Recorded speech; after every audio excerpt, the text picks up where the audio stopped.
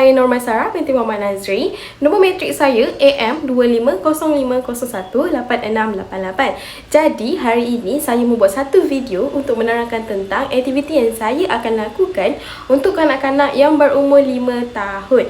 Jadi tajuk aktiviti saya pada hari ini adalah jom melukis huruf di atas tepung. Jadi kemahiran yang saya gunakan untuk kanak-kanak 5 tahun ini adalah kemahiran menulis. BM 3.0 kemahiran menulis. Okey, so sekarang saya nak terangkan tentang objektif rancangan pembelajaran harian saya, di mana pada akhir pembelajaran murid-murid akan dapat mengenal pasti huruf-huruf vokal seperti A, E, I, O, U melalui aktiviti melukis huruf di atas tepung. Yang kedua pula, murid-murid akan dapat melakar huruf-huruf vokal di atas tepung dengan mengikut arahan dari guru. Okey, jadi sekarang saya nak terangkan tentang bahan-bahan yang saya gunakan untuk melakukan aktiviti jom melukis huruf di atas tepung. Jadi bahan yang paling penting yang perlu ada adalah tepung. Okay, ini adalah contoh tepung yang saya gunakan. Kedua, kita perlukan sudu. Yang ketiga, kita perlukan dulang. Yang seterusnya, kita perlukan komputer. Dan yang seterusnya adalah kita gunakan flashcard untuk huruf-huruf vokal. Sekarang saya nak melakukan demonstrasi aktiviti saya, di mana untuk seindaksi yang akan berlangsung selama 3 minit sahaja. Untuk sesi ini kita akan mulakan dengan nyanyian lagu huruf vokal mengikut melodi tanda sama buku untuk menarik perhatian kanak-kanak.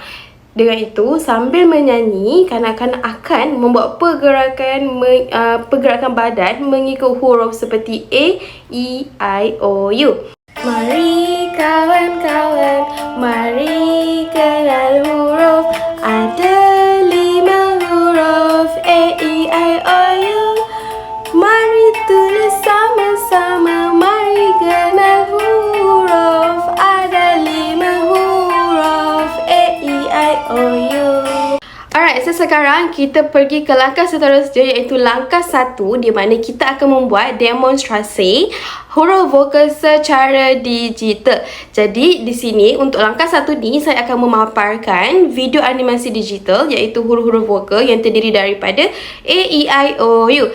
Jadi saya akan menyebut huruf vokal tersebut menggunakan gerakan bibir yang betul dan meminta kanak-kanak untuk mengecam huruf vokal tersebut secara visual di skrin yang saya paparkan. Okey, so seterusnya kita pergi kepada langkah 2, iaitu kita akan melakukan aktiviti jom melukis huruf di atas tepung. Jadi untuk langkah 2 ni, aktiviti ini akan dijalankan selama 20 minit sahaja.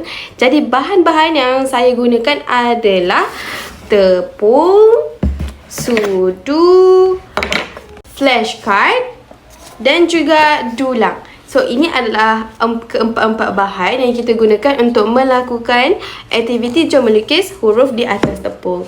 Jadi, jom saya tunjukkan macam mana kita nak buat aktiviti ini bersama kanak-kanak. Okay, so selepas kita letak tepung di atas dulang, tak kisahlah sama ada kita nak letak menggunakan sudu ataupun nak tuang sahaja. Sebelum tu kita kena ratakan dulu tepung ini. Okay, kita kena ratakan dulu. Selepas itu, guru akan meminta kanak-kanak untuk melukis huruf vokal di atas dulang. Sebagai contoh, guru memanggil seorang murid dan memintanya untuk melakar ataupun melukis huruf yang ditunjukkan oleh guru. Sebagai contoh, saya memaparkan huruf A. Jadi, kanak-kanak perlu melukis huruf A di atas tepung menggunakan jari telunjuk mereka. Jadi, sebagai contoh, saya melakarkan huruf A menggunakan jari telunjuk. Oops. Nampak tak? Ini adalah contohnya cara untuk kita melakukan aktiviti tersebut.